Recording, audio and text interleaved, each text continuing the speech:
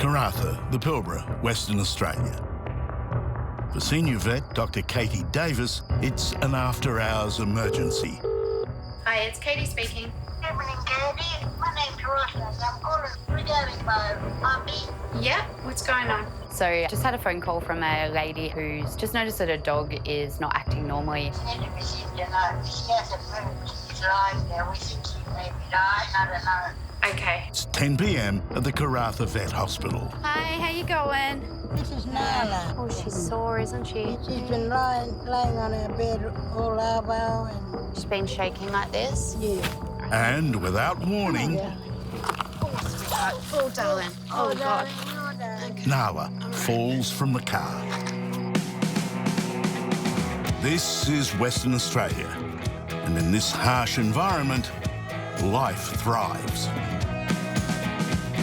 In this episode, critically endangered turtles on the brink of extinction. This guy is flat, not getting much response. Life and limb for a rescued puppy. And inking big about the state of our oceans. It's beautiful.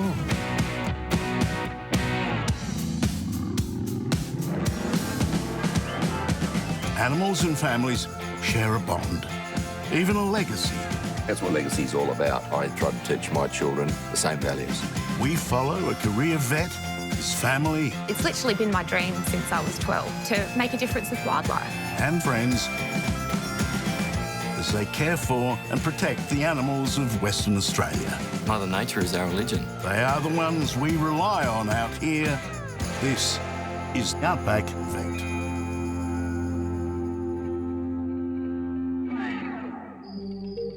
It's after hours at the Karratha Vet Hospital, and Nala, the staffy cross, is unable to walk. Oh, darling. Oh, God. Okay. She has a bit of a tumble coming out of the car, just trying to coordinate her movement. Hey, sweetheart. Hey, darling. She's got this startled look on her face and she's so reactive. It's not a normal dog's movement. She could have eaten something. Any dog that has a time frame where they go missing and you don't know what's happened and then they're suddenly abnormal, I think you would be silly if you weren't concerned. Especially up here, there's an array of things that could have happened to her. Has she had any vomiting or diarrhea? No, I think it's been quiet, that's all. Okay.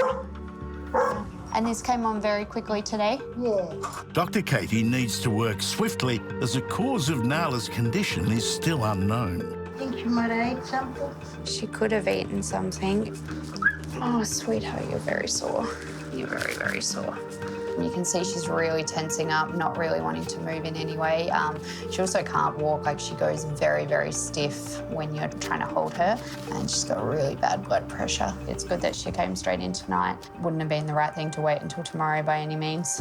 Here in the Pilbara, an unaccompanied domestic animal can stray into any number of life-threatening situations. We want to know exactly what's going on and we want to know quickly. Away from the harsh reality of the Pilbara, marine biologist Ed Fenny is contemplating the welfare of not one animal, but every living organism of the sea. We'll only conserve what we love. We'll only love what we understand. And we only understand what we're taught, which is why education is absolutely pivotal. Ed and his right-hand man, Duncan, have a particular species in mind for their aquatic show and tell. Looking forward to getting a couple of squid with you today, mate. The reason we're collecting squid is that they are globally recognised as an animal that we can consume sustainably.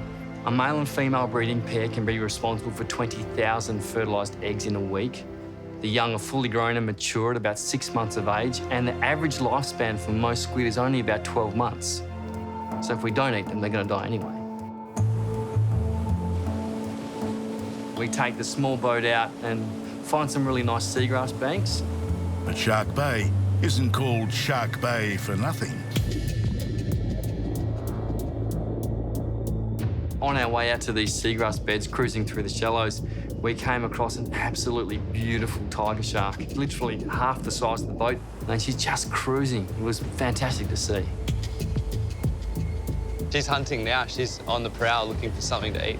It's just such a good habitat for these guys. They're just cruising through the shallows. There's so much food and opportunity for them. Oh my God, that shark is epic. How big do you reckon she is? Close to 3 metres. Have a look at the stripes on her, bro. How bright are they? Oh, she's chasing a turtle. Oh my God, did you see that? She was completely disinterested in us and was just out to find her morning meal. You don't see that every day. Mate, we could watch it all day, but I think we better go and get some squid. Yeah, we've got a job to do.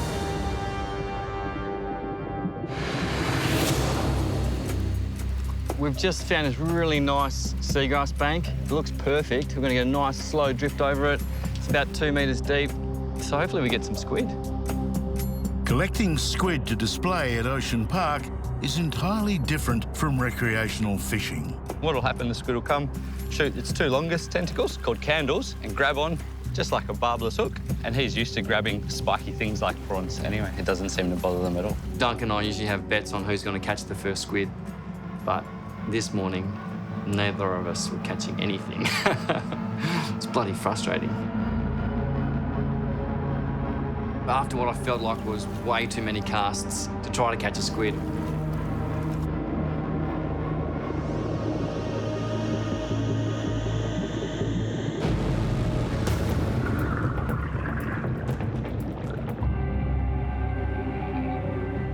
After hours at the Karratha Vet Hospital, and Dr. Katie is working against the clock to discern why Nala is in a critical condition after disappearing from her owner's care earlier this afternoon.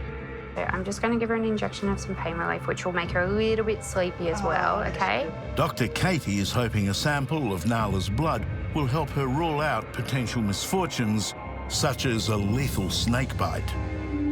The good thing for Nala is both of her clotting times are within normal, so that rules out basically the snakes that we have around here. But Dr. Katie cannot begin to treat Nala until she ascertains what she needs to treat. Just popping the ultrasound on now. What I'm looking for is her uterus. She is a female dog who's just been on season, so we just want to make sure she doesn't have a nasty infection in there. This is when you wish they could talk. Yeah. And tell you. She does talk to us, make doggy noise when you're talking to her. Yeah. Talk back to us. There is a period of time when she went missing, and she went missing normal and she came back abnormal. Yeah.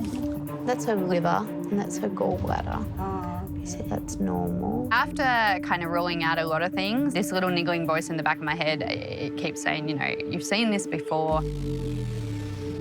And then the number one thing for me is marijuana toxicity.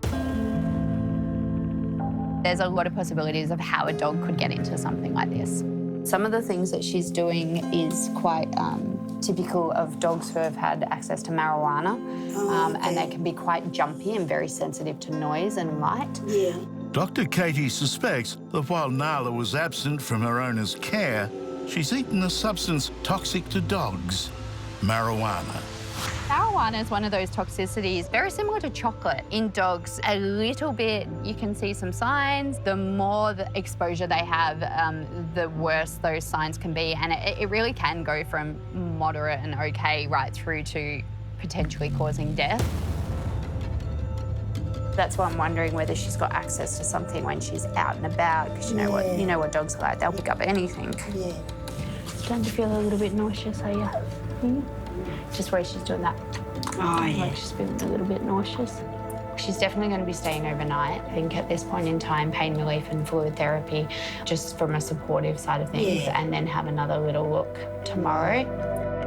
Dr. Katie needs to flush out Nala's system overnight in an attempt to rid her body of any potential toxins. I'm 90% happy to say I'll see you in the morning, but there's always that little question in the back of your mind. I'm not here 24 hours a day, and that little voice, it can be hard to ignore. You'll get home and you'll be lying there at 3 a.m. going, oh, look, I wonder how she is. Marine scientists Ed and Duncan are attempting to collect squid for an educational display at Ocean Park Aquarium. So after what I felt like was way too many casts to try to catch a squid,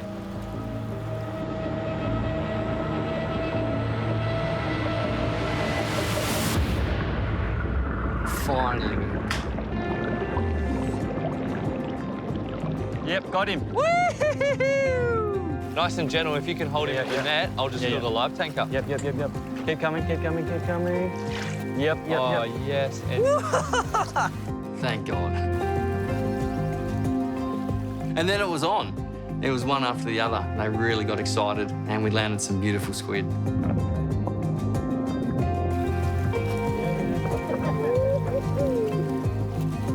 It's really amazing with squid as well. When they get stressed, they'll actually release ink into the water. And I was always under the impression that they'd use that as a big visual barrier and quickly swim away. What I've actually observed them doing now is they'll actually release that big cloud of black, swim into the ink cloud and change the colour with their chromatophores to the colour of the ink cloud. So to a predator, it looks like they've literally just disappeared in this big puff of black. It's a very, very clever diversionary tactic.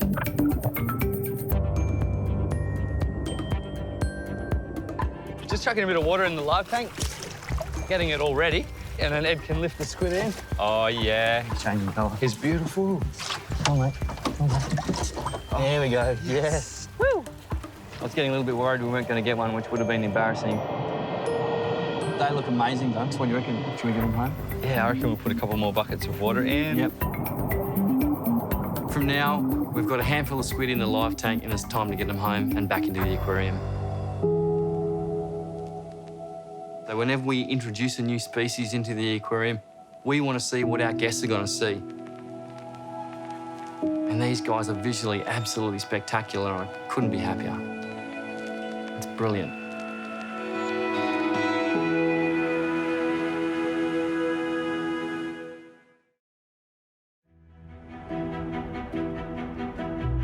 The Karratha Vet Hospital. Even on a Sunday afternoon, it is a place that never closes.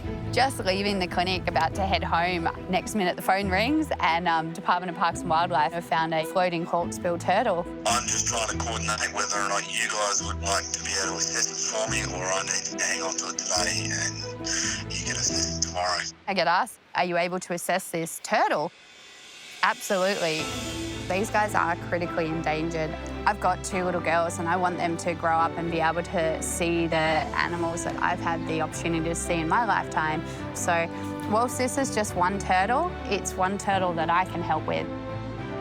And if I can get it back to the wild and it become part of the breeding cycle, then that's something I can contribute to. Oh, geez. God, he's got some barnacles on him. 10.2. Take this little dude down the back, pop him out on the surgery table and basically just start to have a look at him. This turtle was found floating in the ocean. An illness is inhibiting its ability to submerge. In its current condition, it cannot eat, and ultimately, it will starve. After hours at the Karratha Vet Hospital, Dr. Katie is seeking expert advice as she attempts to assess and stabilise a critically endangered hawksbill turtle. In no way a turtle expert. So I'm going to have a chat to a marine biologist and just get their assessment of this little guy. Marine biologist Jess McLaughlin makes a virtual assessment of the turtle. He's got a fair amount of barnacles on him, Jess, but he's pretty robust, like he's not emaciated. Yep. The population of hawksbill turtles has declined by up to 80% in the past century due to pollution and the illegal trade in tortoiseshell. Yeah, just do everything quite slowly and try and get some fluids into him and get him as hydrated as possible over the next sort of 24 hours. Yes, you can take some bloods. Look, I'll try. Have you had a look in its mouth at all? Nah, not yet. I can have a look. Instructions? Yeah, he's clear the whole way down. Yeah. He does have a few random little burrowing parasites, but I'll do my best with the bloods. I'm definitely not a guarantee on that one. This is well and truly outside of my field of expertise. Thanks, Jess. Good luck. Bye. Can you get blood off a turtle? I don't know, but challenge accepted. Dr. Katie attempts to extract blood for analysis from the turtle's tail, a procedure she has never performed before. I know how to get blood from lizards and snakes. Turtles can be quite hard. So there's a tail vein that I want to aim for. Kind of the least stressful area. Sea turtles can live comfortably out of water for days. Due to an illness known as floating syndrome, this turtle may not have been able to dive and therefore eat for months. This guy is flat, not getting much response. I'd rather see him putting up a fight. Getting this blood is just a very delicate operation.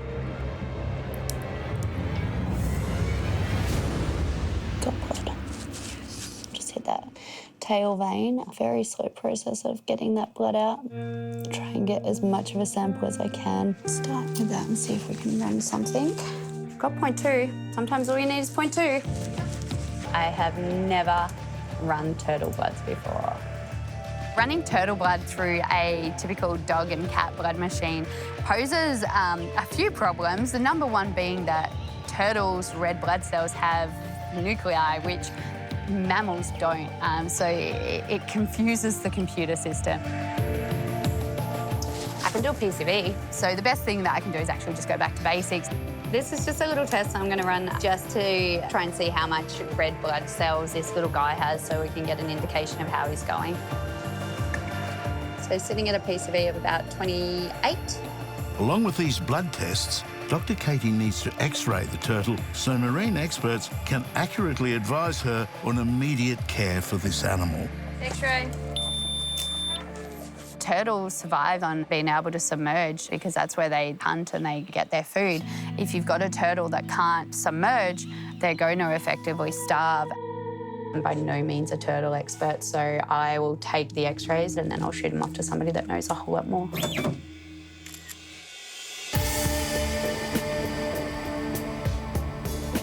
Meanwhile, way out west in Newman... My name's Tom.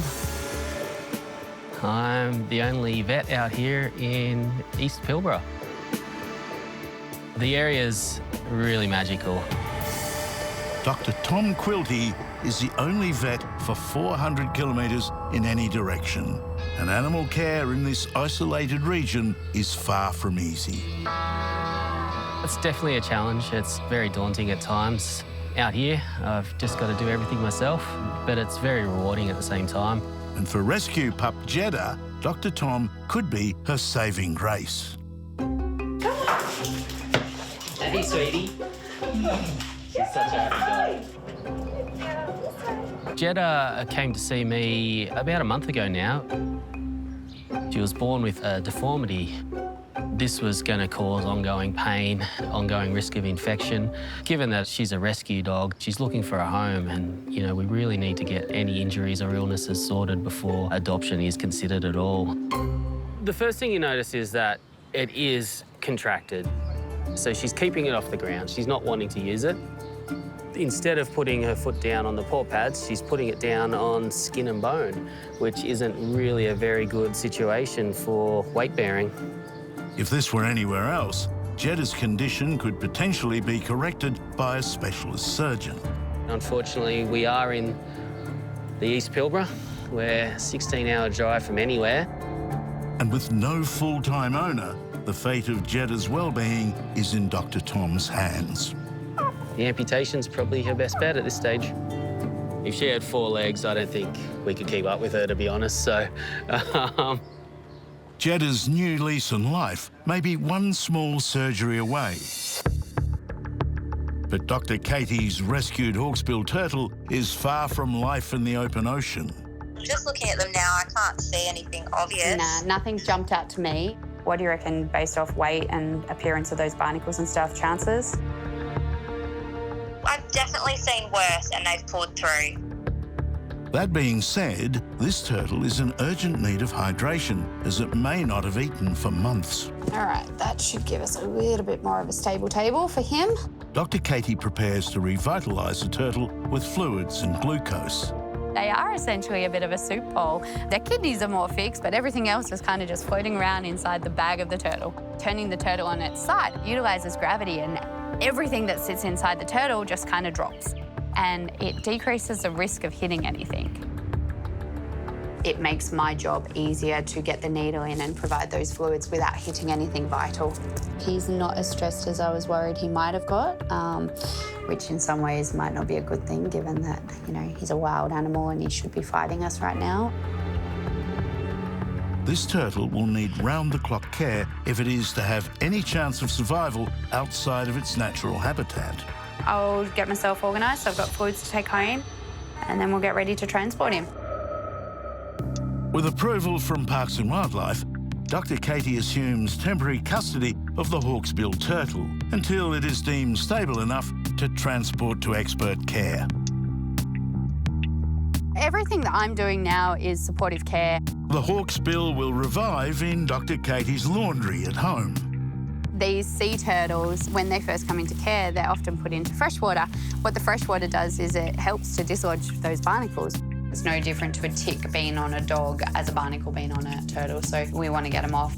And after administering another dose of fluids, it really is a case of working out a plan for him and then sitting back and giving him a couple of days just to kind of settle, rehydrate him, get him in the best condition so that when we do transport him, he's got a fighting chance.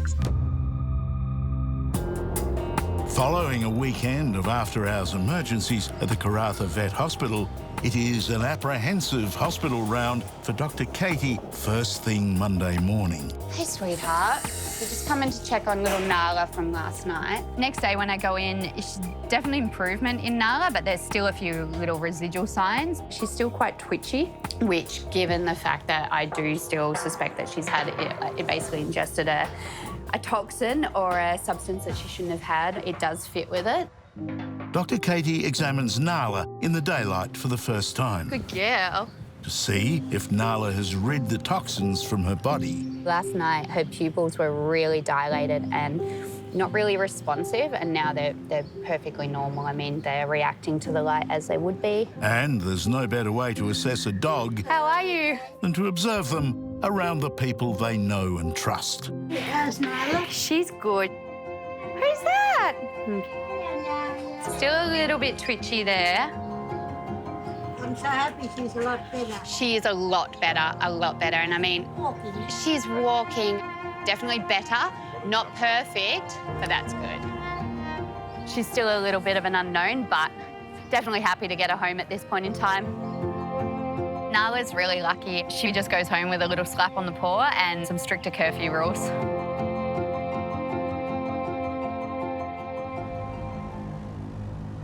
For Dr. Tom Quilty in Newman, Jetta's front leg is causing her discomfort and pain. The operation that I decided to perform was amputation. She's not using that leg anyway, so it's not going to be a big shock to her. She's lived her first year of her life already without being able to use that limb. Dr. Tom successfully removes Jetta's front leg, but it is still uncertain whether she will adapt to life without her limb. I think the operation went really well. She walked outside and played around, was interactive with everyone. The leg amputation has gone according to plan, and Jetta's next step in life is to find a new home. I think she'll be a great companion for somebody that's probably likes to do a lot of exercise because she's pretty full of beans. Good girl, good girl. Karratha Vet Hospital, the type of place where lightning can strike twice. We get this phone call that there's another turtle coming in. So just found? Yeah, the boys found him. I don't exactly know where. Okay. We all joke in the industry about you get one case and then you get two more of them. They just said, yeah, he was bobbing. Bobbing, so he's floating. I got one turtle and now I have two. We had one come in yesterday, very, very flat. This one's obviously in a lot better condition. When the turtle arrives, much littler, just this tiny little 4-kilo turtle, but much feistier. Got a bit of life in it.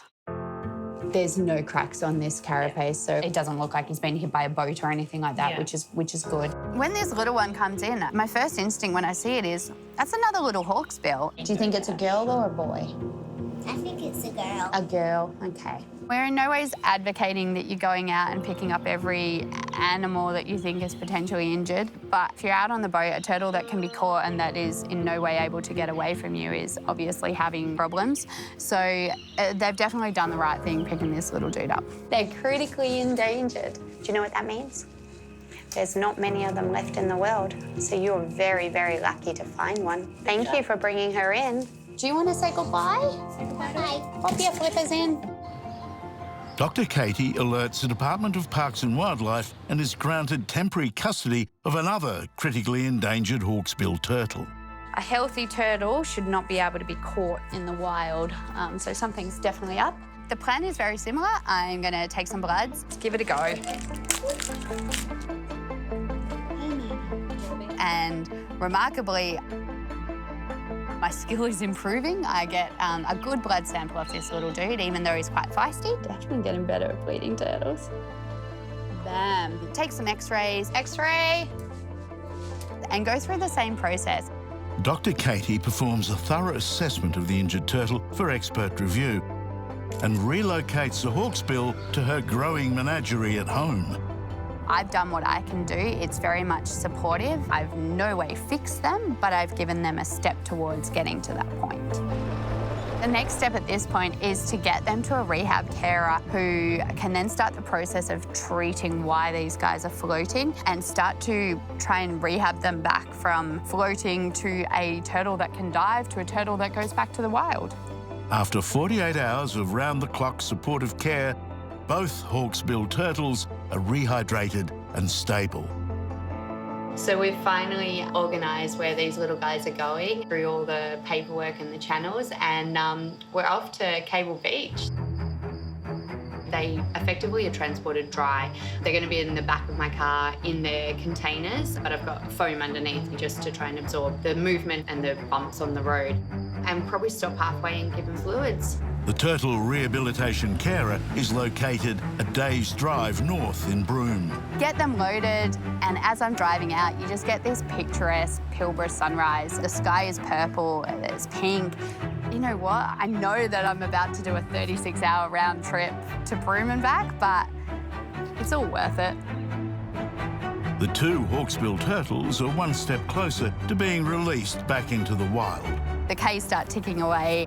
But as a vet, transporting injured wildlife is a little more complicated than just Turtle Express. And I realised we're nearly halfway. I need to stop and look after these guys. Stop at Sandfire, the roadhouse that's famous for its peacocks.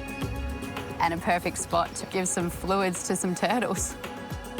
There are two turtles that were found down in Karratha, and we're taking them up to Broome. We're taking them up to go to the rehab site. They're going to Broome. Are you? I'll make sure that they're hydrated and then try and get into Broome. After driving all day, Dr. Katie arrives in Broome, where she's met by turtle rehabilitation specialist Chris. I'm Chris. Nice How you to going? meet you. Hey, good to meet you. So you got a couple of turtles for us. It's great to finally be able to hand these turtles over knowing I've done my job. You can go there. It's now Chris's turn to take the baton. She was by far in the worst way when she came in. So she's picked up with those fluids in those first few days. Yeah. She's basically been getting them 3 times a day. Within 2 weeks, it'll be a beautiful shell. All the barnacles will be off. We find once we've got them back underwater, they've actually started eating pretty soon. These turtles need further medication and care if they're to have any chance of returning to the wild. In terms of their condition and what your survival rates normally are when you're getting them in? It really depends on what's causing the floaters. Yep. If the medication treats the bacteria or the parasites, and that is the underlying cause, they should be okay. For now, the fate of the turtle's survival is out of Dr. Katie's hands. But there is hope that her involvement in their lives is not quite over. That moment of handing over those turtles and going, OK, I've done my part, straight to Cable Beach. It was amazing, and it was the switch off I needed.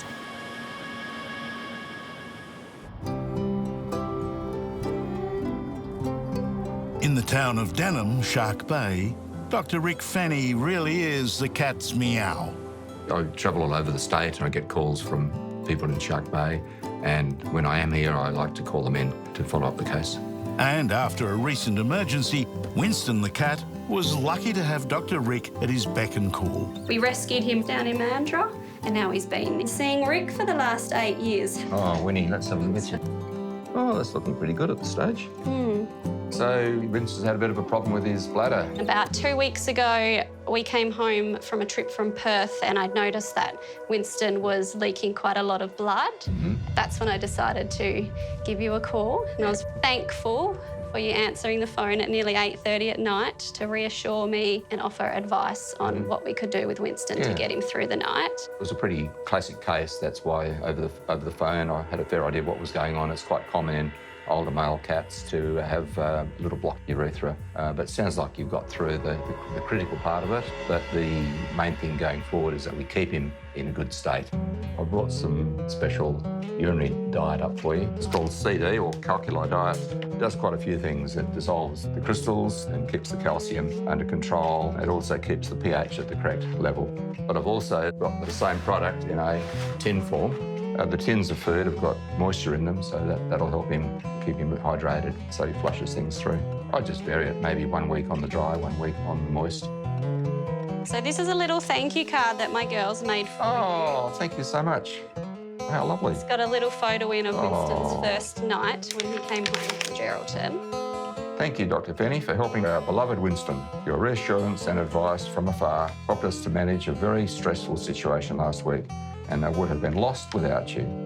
So thanks, Shana. I really enjoy helping you. Thank you. Winston means a lot to us. He's definitely a very special part of our family. At the Karratha Vet Hospital, it's consult after consult for Dr. Katie Davis. Every vet clinic has their frequent flyers. Hey, Carter. Hey, buddy, you're back again. Until Dr. Katie opens the door to a familiar slobbery face. Like giving him grief again? Yeah.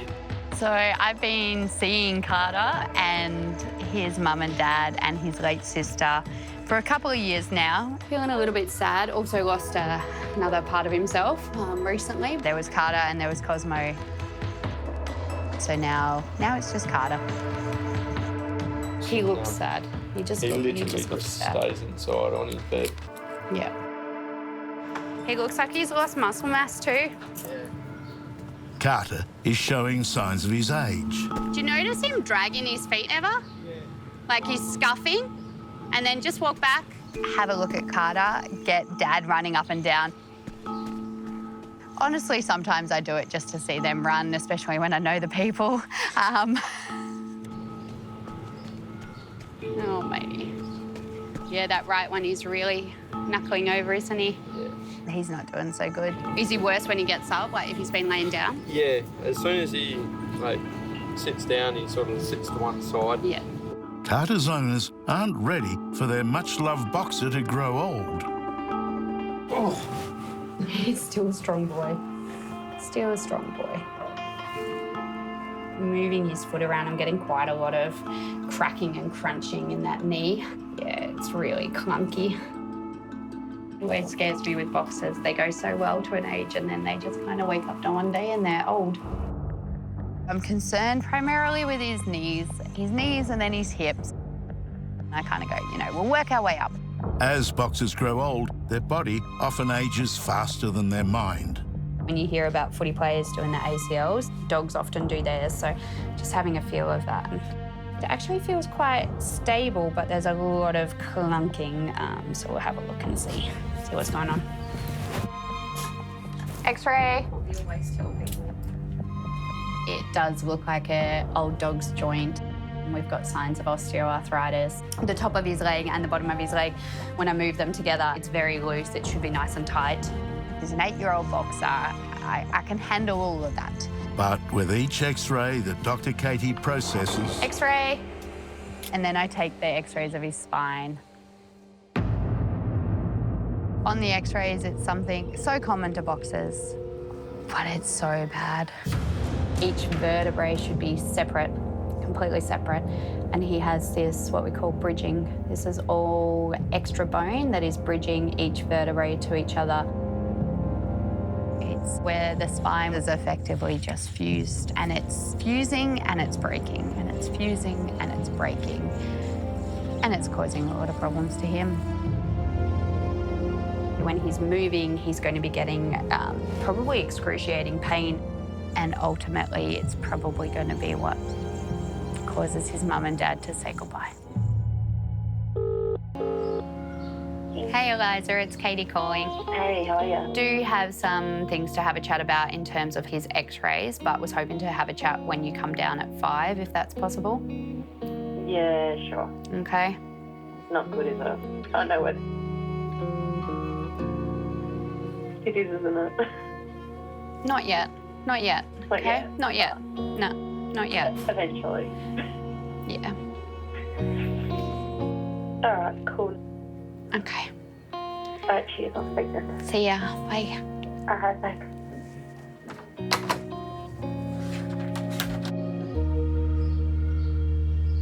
Come on, bud. Come on, buddy. Hello.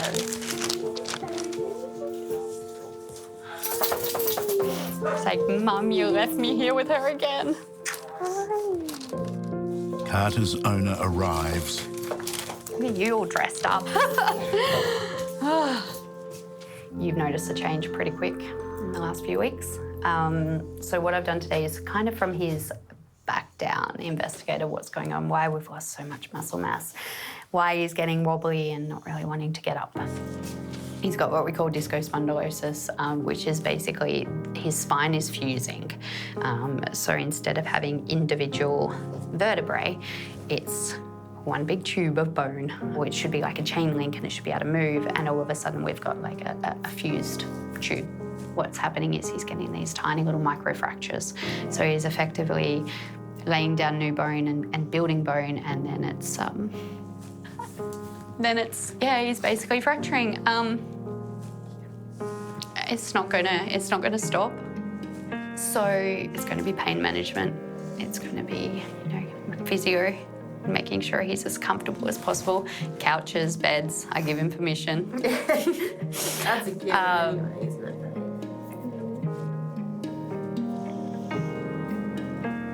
Yeah.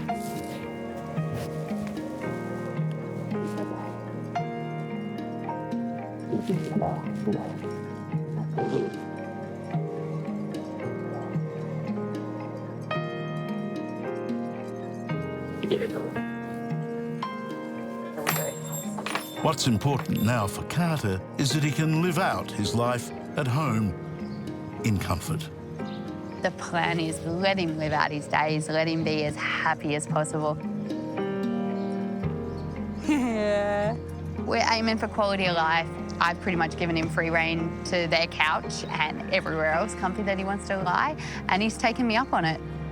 He definitely doesn't miss out. He gets his roast chickens and he may have had a couple of tomahawk steaks.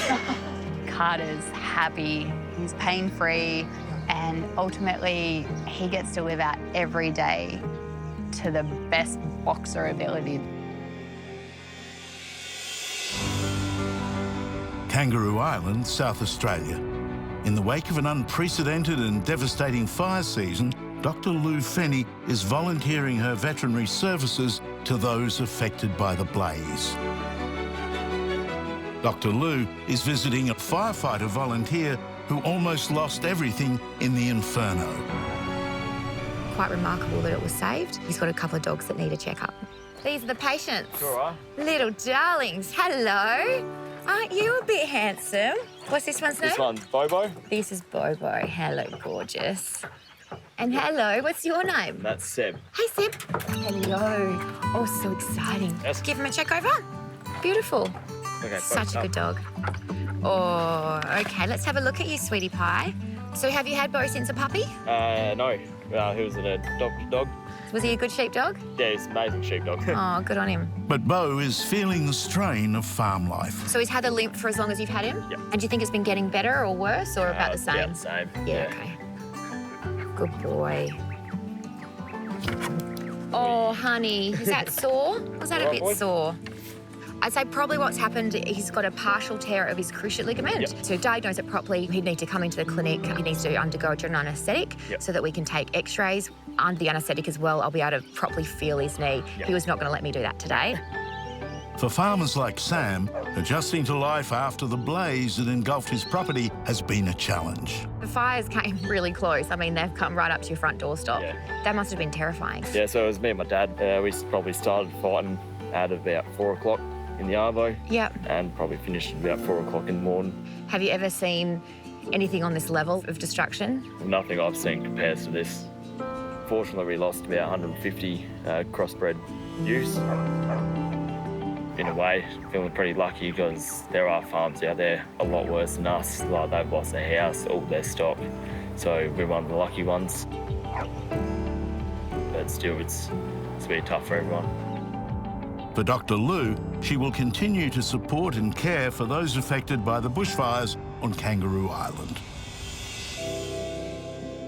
Some months ago, Dr. Katie cared for and transported 2 critically endangered hawksbill turtles to rehabilitation in Broome. Really hope to be there when these guys go back to the wild. And after an intensive 3 months of rehabilitation, Our 2 endangered hawksbill turtles who have been up in Broome for the last 10 weeks rehabilitating, they're on their way from Broome down to Karratha. Because of the way that turtles breed and they always go back to the beach where they were born, we need to get these turtles back to where they were found. with only 8,000 female hawksbill turtles remaining in the world, these 2 animals will be essential for the preservation of the species for generations to come. Once they get here, we're going to whisk them out to the marina, pop them on a boat and take them out to the islands to release them and watch them go back to the wild. And I think being a part of that whole cycle and that whole circle, it's going to be amazing.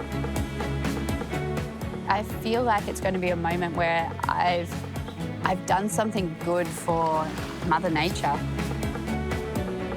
Both critically endangered hawksbill turtles are healthy and strong and rejoin their kind in the open ocean back home.